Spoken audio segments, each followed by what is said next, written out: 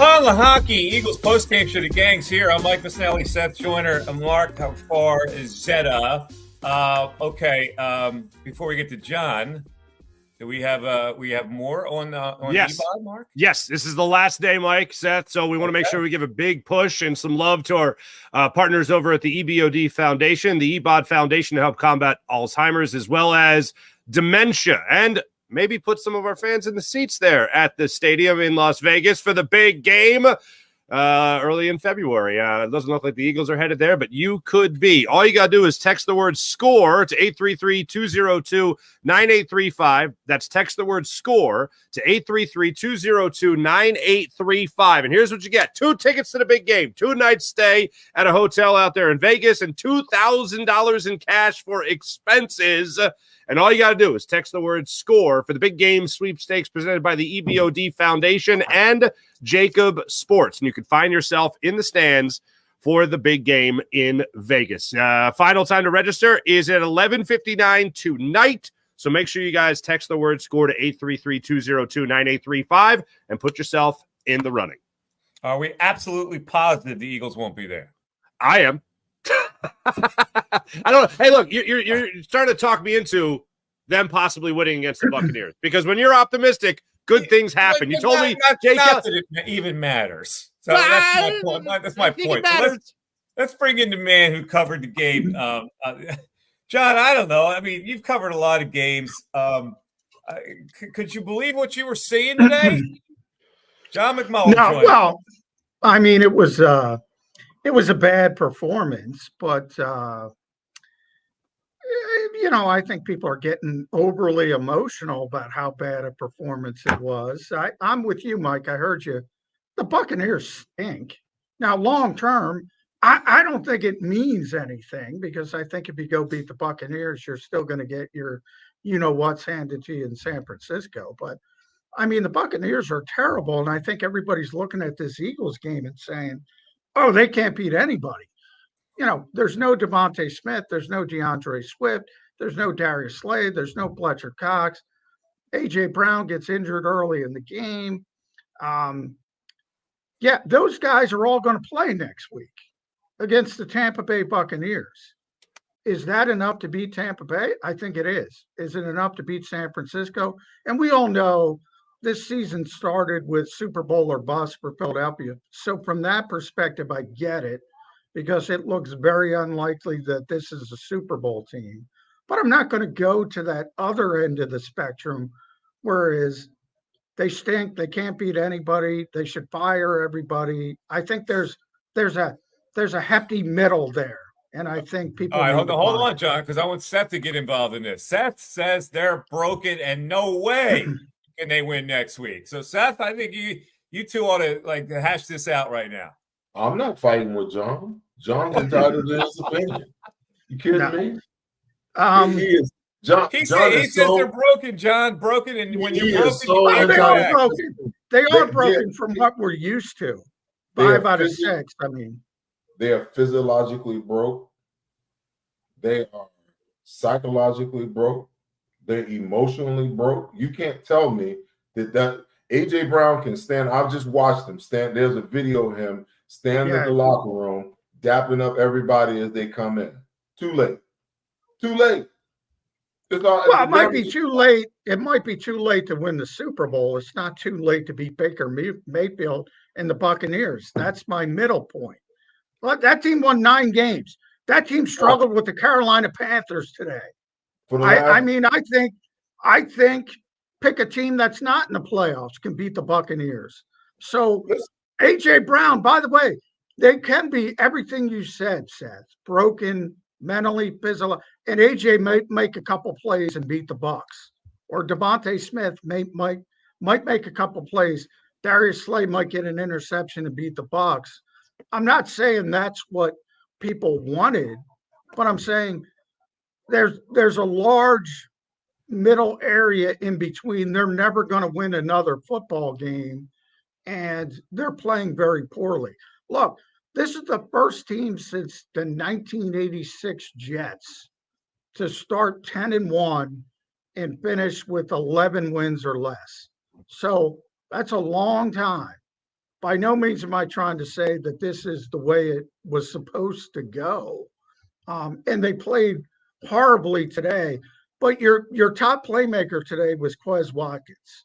Well, you know, if you went through 17 games with Quez Watkins as your top playmaker, yeah, I'd say you're probably going to win 3 or 4 games, maybe at best. It ain't going to be that way in Tampa Bay. Hey, John, I might make a comeback next week. How about that? Okay. Hey, listen, the Eagles defense today against Tyrod Taylor and one of the worst offenses in the National Football League gave up 415 net yards. Yeah, the defense They ain't stopping nobody. They can't rush the passer. They can't stop the run. And when the offense sputters and don't get done what they need to get done and continue to make mistakes and have to kick field goals instead of getting touchdowns like they've done for the last 6 weeks, okay, they ain't beating the Tampa Bay Buccaneers on the road. They just not, okay? I'm a realist. I'm a homer realist. But I ain't that much of a damn realist. They done fool me once, shame on me, okay? In the infamous words of George Bush, fool me twice, you won't fool me again, okay? No, they are not. I'll say this, Seth, you played and you analyzed in Philadelphia for a long time. Mark and Mike, you have taken calls from Philadelphia callers for very long periods of time. If I use the word provincial, you know what I'm talking about. Philadelphia fans don't pay attention to anything outside of Philadelphia. The Tampa Bay Buccaneers stink on ice. The Eagles might stink on ice right now. Stink versus stink. You got better players. I'll take the team with the better players. That's just the way I look at it. Who's going to stop? Who's going to stop Mike Evans and Chris Godwin? You think Mike Evans Hall of Fame receiver? You think Mike Evans is better than AJ Brown? Mike Evans. You think Chris Godwin's better than Devontae Smith? Mike Evans. It doesn't matter because they're not playing. Mike Evans is playing and Chris Godwin is playing against our defense. They're not playing against Tampa's defense. It's a move. Well, I agree with that. Is Brian Johnson calling plays for Mike Evans and Chris Godwin? Because that would knock him down a tick. Hell no. He ain't calling. That's why they're gonna light this Eagles defense up again. Because they'll be playing 15 yards off, and Mike Evans will be running that bang 8 and them slants and whatnot, and they'll be missing tackles and he'll be out the gate. Trust me. It's coming. John, I gotta ask you this because I am not a fire the coach guy. I hardly ever run to that unless it is really push come to shove. This team looks completely lost right now under Nick Sirianni. And here's the thing. It's not all Nick Sirianni's fault. But you have Hassan Reddick laughing in the locker room this past week about how many times he was asked to drop back in coverage. Although he said, I'll do whatever it takes to win, he's laughing at the idea of dropping back. He's talking about the higher-ups making the decision to move on from Sean Desai and bring Matt Patricia in. You have a team right now that even A.J. Brown acknowledged not everybody feels like him, where, yes, it's the players' fault that they're not winning these games. Now, it's not the coaches. They're not the ones lacing it up, to quote him. It's us playing. And this is not an isolated incident where it's all of a sudden they lost to the Giants. In every quarter they had to face Tyrod Taylor, they sucked, which is a haunting thing. So it's not just isolated. I mean, this is a team that also lost to the Cardinals at home. Well, no, they're very close to being a very close to 500 type of team, more so than they are being a team that can blow out any team in the postseason. Like Tampa Bay, a 500 team. But yes, absolutely. I will say, look, I'm with you on the defensive side. I thought that was a total panic move by Nick Sirianni. I think Sean Desai should have been able to grow through the mistakes. Like most, he's not a first-year coordinator, but first-year coordinator here. So I'm with you. I think Nick made a big mistake, panic mistake. They've gotten worse defensively, magically. I don't know how that happens. Against worse opponents, for the record. Yeah. Slay will be back next week. We'll see if that makes a difference. Perhaps Zach Cunningham gets a little bit more. Levante looked a little bit better, so maybe that you get some incremental improvement. But look, the defense stinks. That's for the off season. You got to change coaches. You got to change schemes. You got to change personnel. You got to change everything. And they lost Sidney Brown, by the way. He's coming on. They think it's a torn ACL. We'll see what the MRI says. Oof. So he's not going to be available either. But can I do a poll real quick? Who's calling plays for the Tampa Bay Buccaneers? Does anybody know? No, I don't. I can't remember from week 3, I think, when they faced him. I can't remember. I'm not trying to put anybody. It's Dave Canales, but I'm not trying to put anybody on the spot. I'm just saying Philadelphia's very provincial. They may think Brian Johnson stinks, but if they had Dave Canales, they think he'd stink. They thought Jonathan Gannon stunk. He's the number 2 defense and the number 1 passing defense and 70 sacks. So the coordinators are going to get blamed. Now, they've been bad defensively all season, and they've gotten worse with Matt Patricia. The offense, though, overall through 17 games is still well above average, still one of the best in the NFL when you take the larger sample size. And when AJ is out there, Devontae, Dallas Goedert, DeAndre Swift, you're going to have enough firepower to beat the Tampa Bay Buccaneers. You're not going to have enough firepower to beat the San Francisco 49ers, and that to me is the bigger issue. But, and that's the middle ground I'm talking about. I have the line now on the Eagles at Tampa Bay. You want to guess what that is? Eagles favored by 2.5. -1.5. The Eagles are a point and a half. I was close. I'm starting to change my mind. Yeah, that's not exactly a confidence booster. That's a stone Tampa Bay line, to be honest with you. But I don't know. Continue. Talk amongst yourselves. John, how did they get this law? And like, in all honesty, going back to the Desai move, and you said that was Nick Sirianni's call. From what Hassan Reddick said this week, he made it seem like it was more the front office asserting their power in that situation. So you know it to be the opposite. Well, look, Jeffrey's involved in everything when it comes to – it's not like Nick Sirianni can say, I want to change defensive coordinators and do it without Howie's approval, Jeffrey Lurie's approval. Mm-hmm. Nick says they allow him to do what he wants at this point. You know, we can all roll our eyes. It's been that way to this point in the Nick Sirianni era. Hadn't been that way in the Doug Peterson era. So at some point, and by the way, I think that point is coming, because one thing I know about Jeffrey Lurie, he's a great owner, but if you do not live up to expectations, there will be scapegoats. There will be scapegoats. To me, that's going to be the defensive coaching staff. It's probably going to be gutted. They might keep 1 or 2. It might be a situation where Howie and Jeffrey say, Nick, this is going to be your defensive coordinator, insert name. If you accept it, you can move forward. If you don't accept it, we're going to have a problem. We might be at that area, especially if they lose in Tampa Bay.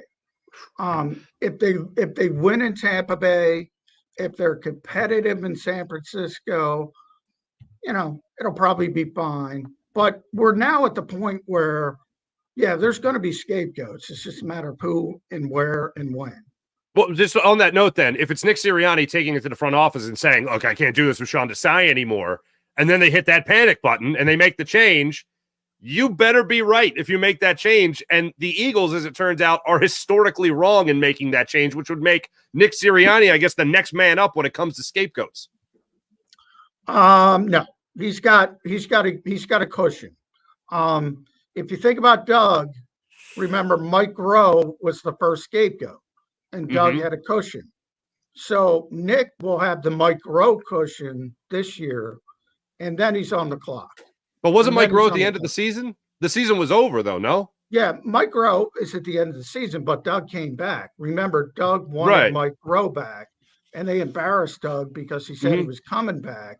And then he had to trot out there 2 days later and say he changed his mind, which he didn't. He was told he had to fire Mike Rowe. Right. Yeah. We're at that stage. John, you're saying that if they lose to Tampa Bay, that Nick will have the choice to come back if he accepts who they want as the defensive coordinator, or that would be my guess. That's not a Okay. that would be my guess of how it unfolds. Jeffrey will demand scapegoats. Nick has certain guys, like Doug had certain guys. Kevin Patullo, for instance, like Nick will protect Kevin Patullo. And if they say you have to fire Kevin Patullo, we might have a problem. Where Nick says, you know what? F you, I'm out of here.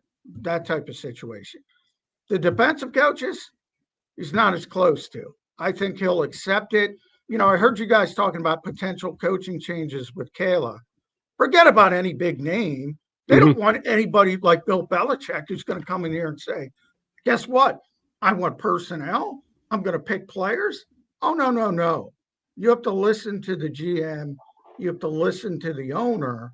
And that's why they bring in coaches like Doug Peterson and Nick Sirianni. So the question is, how long do they continue to trip over their own feet? They've gone to 2 Super Bowls in the last 6 years. They won one, they lost one.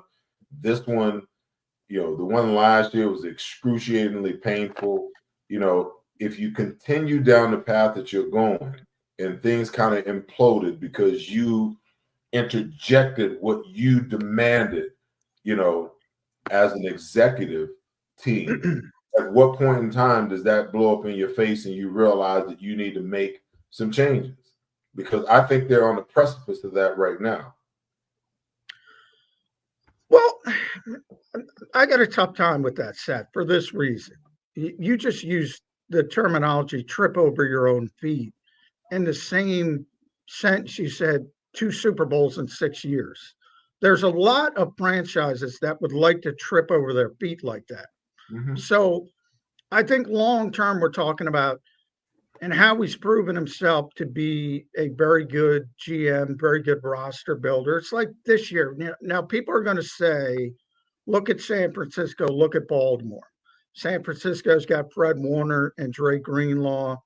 Baltimore has Patrick Queen, Roquan Smith, and they each have, you know, some of the best linebackers in football, and the Eagles don't have linebackers.